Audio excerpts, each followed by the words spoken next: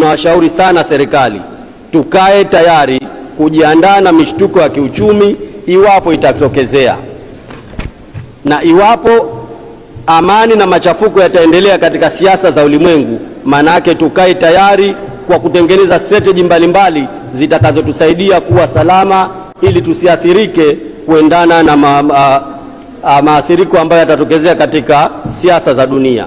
Na tujiandae kwa baadhi ya mambo kama kuhifadhi akiba ya kutosha ya nishati ya mafuta.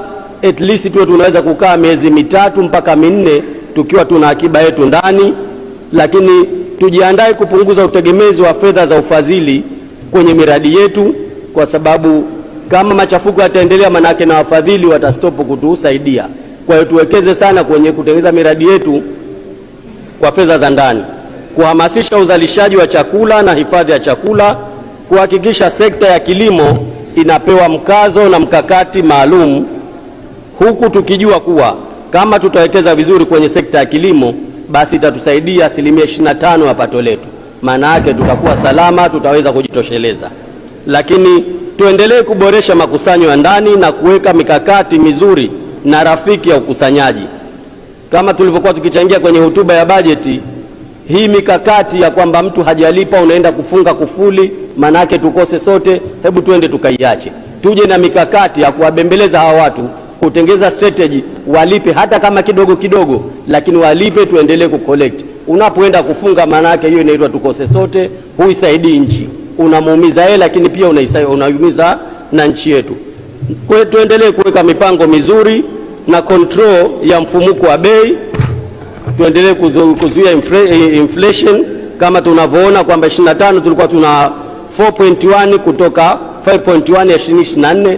Kwa hiyo ile mikakati tuliyotumia kuzuia inflation pale, tuende tukatumie ile au tuongeze mingine, kama kuweka ruzuku, kuweka granti mbalimbali, kutoa baadhi ya tozo, kusamehe baadhi ya kodi, kuongeza uzalishaji, kuongeza exportation na kupunguza importation, ili kuweza kucontrol inflation katika nchi yetu na wananchi waweze kumudu maisha vizuri.